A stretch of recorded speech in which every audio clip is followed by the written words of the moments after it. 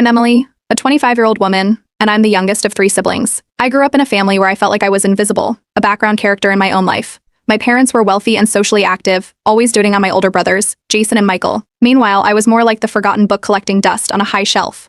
From as far back as I can remember, it was clear I wasn't a priority. Jason, the oldest, was the golden boy, smart, charming, and the one everyone bragged about at family gatherings. Michael, the middle child, was the fun, athletic one who had an endless stream of friends and trophies. I was just there. One of the earliest memories that cemented this was when I was 9. School had ended early because of a storm, and the teachers made sure every kid had a ride home. My name was the only one left on the checkout sheet as I sat on the school steps in my rain-soaked uniform. I waited for hours, watching the rain turn into a downpour and feeling the water soak through my shoes. Eventually, the janitor came out and asked if someone was coming for me. I told him they must be running late, but by then it was dark. I had no phone and no one left to call. After walking home in the pouring rain, I opened the door to find my mom flipping through a magazine.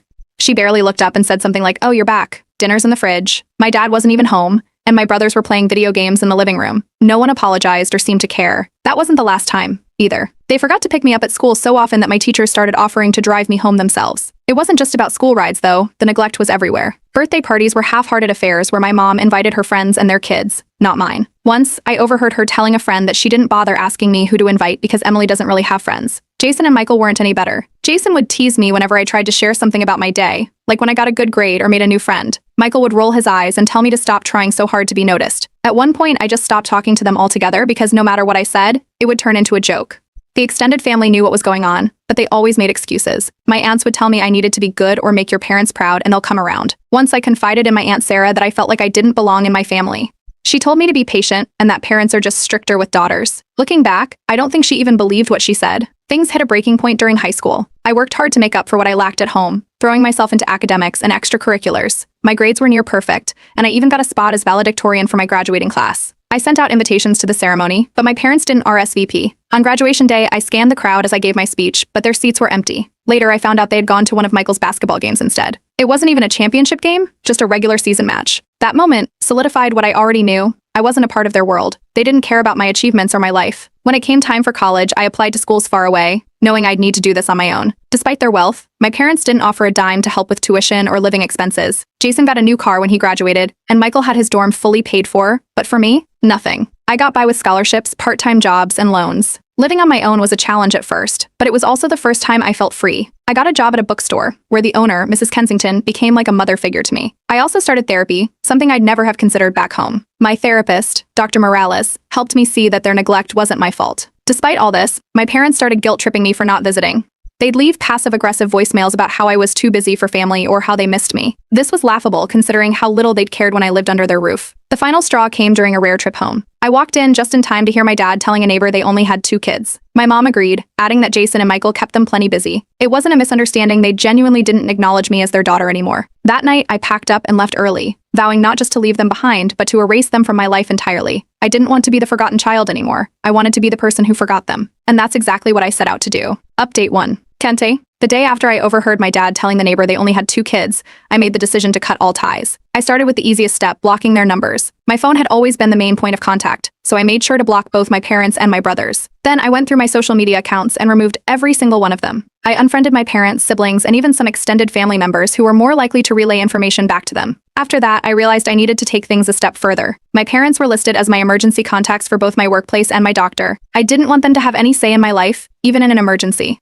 I updated everything, listing my best friend Julia as my main contact. She had been my rock during all of this and didn't hesitate to step into the role. At the same time, I was still going to therapy. Dr. Morales was incredibly supportive of my decision. She pointed out that I wasn't being spiteful or irrational. I was finally setting boundaries. She helped me draft a list of things to do to ensure my parents couldn't interfere in my life. The next step was making sure they had no financial access to anything connected to me. I combed through my bank accounts, credit cards, and even my student loans to make sure their names weren't listed anywhere. Around this time, I started noticing how many of my so-called family friends were just extensions of my parents. These were people who had brushed off my experiences growing up, saying things like, "Your parents mean well," or "That's just how they are." I realized I didn't need them in my life either. One by one, I stopped responding to their texts and calls. It wasn't hard, most of them only reached out occasionally, and once I stopped replying, they faded into the background. But not everyone took my decision quietly. Word got back to my aunts and uncles, and they started calling me ungrateful. My Aunt Sarah, who I had once confided in, left a voicemail saying I was being unfair to my parents. Another uncle sent a long Facebook message about how family is everything, and I should let bygones be bygones. I deleted the message without responding. Thankfully, my close friends were nothing but supportive. Julia, especially, reminded me that I didn't owe my family anything. My small but tight-knit circle of friends rallied around me, inviting me to dinners and outings to keep my spirits up. One of them even joked that I was auditioning for a new family, which wasn't far from the truth. I also started tackling the legal side of things. My parents had once listed me as a beneficiary on a small trust fund, but I had no interest in keeping ties to their money. I contacted a lawyer to ensure my name was removed from any family properties or joint accounts. It felt freeing to know they couldn't use financial strings to pull me back in. My parents didn't stay quiet for long. They started sending messages through mutual acquaintances, accusing me of being dramatic. I ignored them, but the messages kept coming. My brothers also got involved, sending half-hearted apologies that felt more like guilt trips. Jason sent a text saying, "You're taking this too far. You know mom and dad love you." Michael followed it up with, "You're making everyone's lives harder. Just come home and talk it out." Neither of them acknowledged the years of neglect, or even apologized directly. Things escalated when my parents left a voicemail. It was my dad's voice, angry and strained, accusing me of erasing them from my life unfairly. He said I was being selfish and causing unnecessary drama. I deleted the voicemail halfway through. While all this was happening, I had a major career milestone. I got a big promotion at work. It was the kind of news I would have wanted to share with family in another life. But this time, I didn't even think about telling them. Instead, I celebrated with Julia and a few close friends over dinner. It felt good to be surrounded by people who actually cared about me. When the holidays rolled around, I experienced another first, spending them alone. I had always dreaded the family gatherings where I felt like an outsider. This year, I stayed home, cooked a small meal for myself, and watched movies. It was quiet but peaceful. Over the next few months, I started building a chosen family. These were friends who had stuck by me through thick and thin, people who treated me better than my own family ever had. I started spending more time with them, creating new traditions that felt meaningful. My parents made one last attempt to reel me back in. They sent a message through a mutual acquaintance, claiming my mom had a health scare. I didn't buy it. They had used similar tactics before to get my attention, and this time, I wasn't falling for it. By the end of it all, I knew this wasn't just about cutting ties, it was about taking control of my life. If they could pretend I didn't exist, then I could do the same to them. Their influence over me was gone, and for the first time, I felt like I was truly free. Update 2. After cutting ties, I decided I needed to go all the way. Blocking numbers and deleting contacts wasn't enough. There were still too many ways my family could interfere in my life, so I got to work removing every last trace of them. First, I tackled my social media. I had already unfriended my parents, siblings, and extended family, but now I went further. I combed through every photo, tag, and post connected to them. Pictures from childhood birthdays, graduations, and random family gatherings. Deleted. Posts where my mom had commented, "So proud of you," even though she never actually said that to my face. Gone.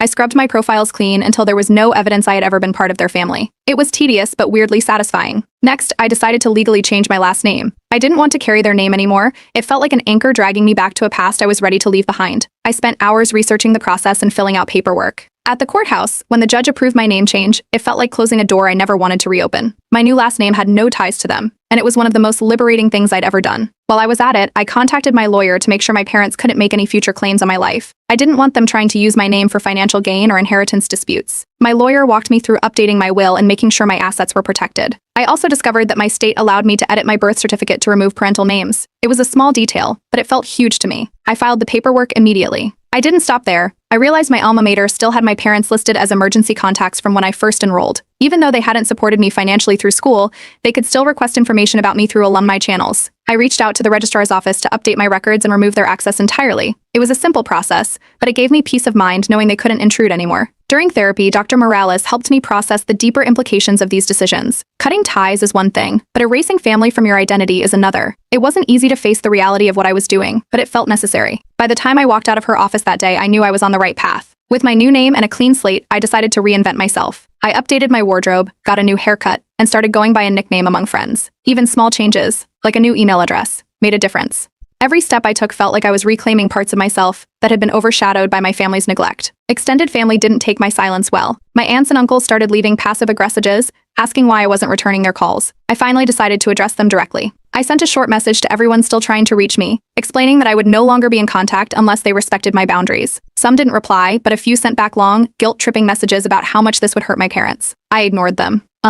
To make things crystal clear, I posted a vague but telling message on social media. I didn't mention anyone by name, but the implication was obvious. Sometimes, family isn't about blood, it's about who shows up for you. I'm grateful for my chosen family who loves and supports me unconditionally. It wasn't long before mutual acquaintances started asking questions. Apparently, people noticed my parents were no longer in my posts or tagged in family photos. That's when things escalated. My parents accused me of ruining their reputation. They sent frantic messages through old family friends, demanding to know why I was turning people against them. My siblings weren't far behind. Jason, the golden child, called me selfish and dramatic, while Michael went on a rant about how family is forever. Neither of them acknowledged the years of neglect or offered a real apology. It was all about protecting their own image. Around this time, I attended a major event at work, a promotion ceremony that felt like a personal milestone. In the past, I might have invited family out of obligation, but not this time. I celebrated with my coworkers and close friends, feeling fully present and supported. For once, there was no tension or awkwardness about whether my parents would show up and ignore me the whole time. It was pure joy. I'd be lying if I said I didn't feel a twinge of guilt here and there. Cutting off family goes against everything we're taught growing up. But every time I thought about giving in, I remembered how much happier and lighter my life had become. That guilt never lasted long. One day, I bumped into an old family friend at a coffee shop. She did a double take before asking if I was Emily. Apparently, my new look and energy threw her off. When she mentioned my parents, I simply said, I don't have contact with them anymore, and left it at that. The confusion on her face was priceless. That encounter solidified my resolve. I had erased them from my life, and there was no turning back. If they didn't exist to me, I didn't exist to me. I didn't exist to them either. For the first time in my life, I was fully in control of my story. Update 3. Not long after my name change and social media purge, my parents decided to take things public. I wasn't connected to them anymore, but mutual acquaintances began forwarding me screenshots of a post my mom made on Facebook. It was a long, dramatic rant about how their youngest daughter had abandoned the family without reason. She described herself as heartbroken, painting a picture of loving parents who were left in the dark about why their child had cut them off. The post was littered with vague phrases like "we did everything we could and you never stop loving your child, even when they hurt you." The comment section was a mixed bag. Some people blindly sided with them, offering sympathy and calling me selfish. Others, mostly those who had seen glimpses of their behavior, asked questions that my parents didn't answer. A few even called them out, saying things like, "But didn't you skip her graduation? Or wasn't she always left out at family events?" At first, I ignored it, but then things escalated. They started reaching out to mutual friends, trying to organize an intervention. I learned about it through Julia, who had received a message from one of my aunts. The plan was to gather family and close friends at my parents' house to talk some sense into me. Julia shut that down immediately, telling them I wouldn't attend. When the intervention didn't happen, my parents tried to guilt trip me through another family friend, who sent a message asking, "Why are you punishing them like this? Don't you think they deserve to know what they did wrong?" Around this time, my brothers joined the drama. Jason shared an old story about how I had thrown a tantrum as a kid when I didn't get what I wanted for Christmas. Michael chimed in with a tale about how I used to run to mom and dad for everything when we were kids. They framed these stories as examples of how I was always difficult and attention-seeking. None of it was true, but it was clear they were trying to sway public opinion in my parents' favor. After weeks of this, I decided to take control of the narrative. I logged onto Reddit and wrote a detailed post on one of the family drama subreddits. I laid everything out, from the years of neglect to the forgotten pickups, skipped graduation, and overhearing them claim they only had 2 kids. I included screenshots of texts and emails that showed their indifference and manipulation. I wasn't looking for sympathy, I just wanted the truth out there. The post blew up. Within hours, it was flooded with comments from people who had experienced similar family dynamics or were just horrified by what I'd been through. The thread quickly gained traction, and by the next day, it had thousands of upvotes. People were calling my parents' behavior textbook emotional neglect and praising me for breaking free. A few days later, someone from my hometown reached out. They were a freelance journalist who wanted to write about my story for a local newspaper. I hesitated but eventually agreed, as long as my name was kept private. The article went live a week later and described my experience in general terms without identifying anyone directly. It didn't take long for people in town to connect the dots. That's when my parents retaliated. They sent me a cease and desist letter through a lawyer, claiming I was defaming them. I showed it to my own lawyer, who assured me it had no legal standing. My parents had no proof I'd done anything wrong, and my lawyer even pointed out that most of my statements were backed up by evidence. Instead of backing down, I posted a follow-up on Reddit with even more receipts, old emails where my parents ignored my requests for support, texts from my siblings belittling me, and a photo of the empty seats at my high school graduation. The backlash against them intensified, and they stopped posting publicly about me altogether. Jason, however, decided to double down. He sent me a long email demanding I take down the Reddit posts, claiming I was airing family laundry and embarrassing everyone. He warned that if I didn't, they would consider me dead to the family. Michael sent a shorter message echoing the same sentiment. Through all this, I kept going to therapy. Dr. Morales helped me unpack the complicated emotions that came with being publicly vilified by my own family. It wasn't easy, but I focused on the positive changes in my life. Professionally, things were going better than ever. I had landed another promotion at work and was thriving in my role. My chosen family continued to grow as I connected with more people online who shared similar experiences. Some of these connections turned into real friendships, and I started to feel like I had a true support system. Eventually, I cut off every remaining tie to my family. No more mutual friends, no more forwarded messages, and no more updates about what they were doing. It was like they didn't exist, and for the first time, I felt free from the emotional weight they'd placed on me my entire life. This time, I didn't just block them. I deleted the entire past. Update 4. After cutting off every tie to my family and sharing my story online, life started to shift in unexpected ways. The Reddit post kept gaining attention, and people reached out to share their own experiences or thank me for being honest about mine. Eventually, I was contacted by an organization that advocates for neglected and emotionally abused children. They invited me to speak at a local event, sharing my story to highlight how neglect can shape a person's life. The event was small, just a group of people sitting in a community center, but it was a turning point. I told them about my childhood, the forgotten pickups, the indifference, the lack of support, and how I rebuilt my life from the ground up. Afterward, a woman approached me, tears in her eyes, and said my story gave her the courage to leave her toxic family. That moment stuck with me. From there, I got involved in a few online support groups for people estranged from their families. I began offering advice, sharing resources, and connecting people to therapists and legal aid. It wasn't something I had planned, but it felt right. Each person I helped made me realize how far I had come. Around this time, I had a random encounter that tested my resolve. I was in a coffee shop waiting for my order when I saw my parents walk in. They looked almost the same, except my dad's hair was grayer, and my mom had lost some weight. They didn't see me, and I didn't give them the chance. I picked up my drink and walked out without looking back. Later, I heard through the grapevine that my parents' social standing had taken a hit. Mutual acquaintances and extended family members were distancing themselves after the Reddit post and the local article. My parents had built their image on being a perfect family, and the cracks were starting to show. People began questioning why I would go to such lengths to cut ties, and the excuses my parents gave weren't convincing anymore. Some of my extended family also started reaching out. A few aunts and uncles sent emails apologizing for enabling my parents' behavior or dismissing my feelings. One aunt, in particular, admitted she had noticed how I was treated but didn't want to rock the boat. I didn't respond to most of these messages, but I appreciated the small moments of accountability. Meanwhile, my brothers weren't handling the fallout well. Jason and Michael had always been united in blaming me for family drama, but without me to point fingers at, they turned on each other. I learned from a former family friend that they were arguing about everything, from who got more attention growing up to who was responsible for the family's tarnished reputation. It was ironic, considering how they used to team up against me.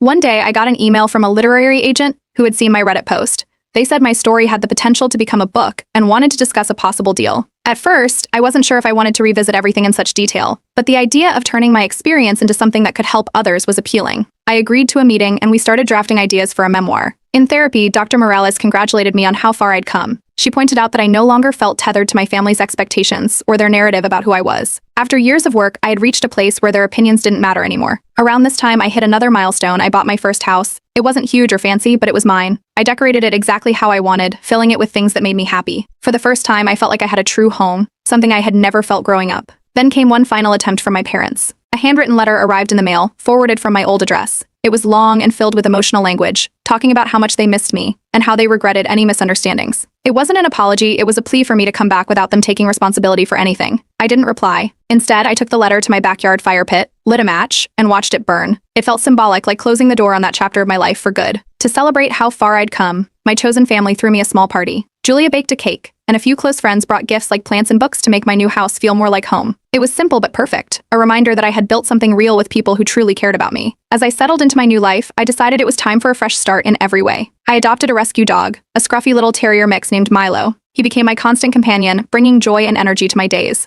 I also started dating someone I met through a mutual friend, and for the first time, I felt like I could share my life without carrying the weight of my past. The final step was changing my phone number. I had been holding on to the old one out of convenience, but it was time to let go completely. With a new number, new name, and new life, I had erased every trace of the person my family tried to define. For the first time, I felt truly free. Update 5. After changing my phone number and fully cutting off all remaining ties, my life began to transform in ways I hadn't expected. The Reddit post about my story continued to gain traction, and I started receiving messages from people who were inspired to take steps to leave their own toxic family situations. Some even shared their successes, thanking me for showing them that it was possible to break free. Knowing my story was helping others gave me a sense of purpose I hadn't felt before. In the meantime, my chosen family grew stronger. I spent more time with Julia and the close group of friends who had supported me through everything. We started a tradition of Sunday dinners, rotating between each other's homes. It was simple, homemade meals, laughter, and stories, but it felt like something I had always wanted. Over time, these relationships deepened, and I realized that the love and care I had craved growing up had always been within reach. I just needed the right people. Months passed, and something unexpected happened: silence from my parents. The frantic messages through mutual acquaintances, the guilt-laden attempts at reconnecting, even the Facebook posts, all of it stopped. I didn't know if they had finally given up or if they were too embarrassed to keep trying,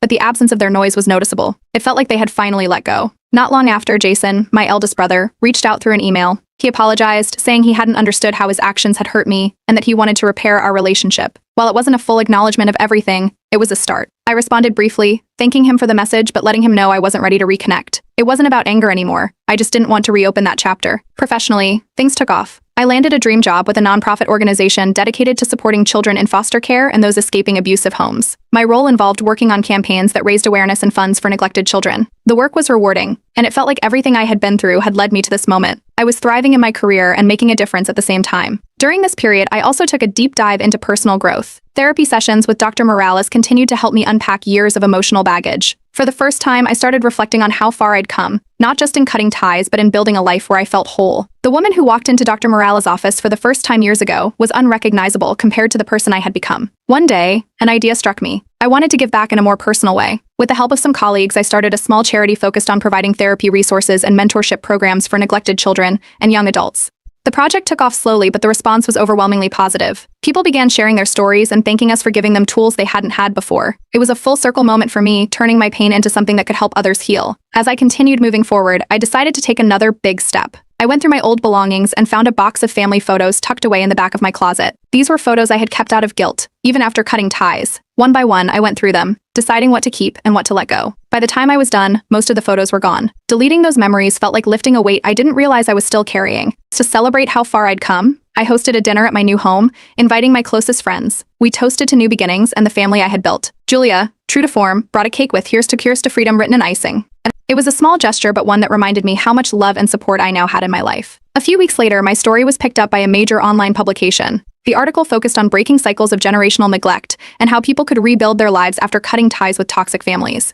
The piece went viral, and once again, I started receiving messages from strangers who were inspired by my journey. Some even asked how they could get involved with the charity I had started. The attention was overwhelming, but in the best way possible, it showed me that sharing my story had real-world impact. Around this time, I learned through a former neighbor that my parents had moved away. Their once busy social lives had dwindled, and their reputation had never recovered after my story came out. It was strange to think of them as distant figures, fading into obscurity, but I felt no urge to investigate further. As the year came to a close, I adopted a second rescue dog, a golden retriever mix named Daisy, to keep Milo company. I also began exploring a new relationship with someone I had met at work. They were kind, patient, and supportive in ways I had never experienced before. It felt like another fresh start.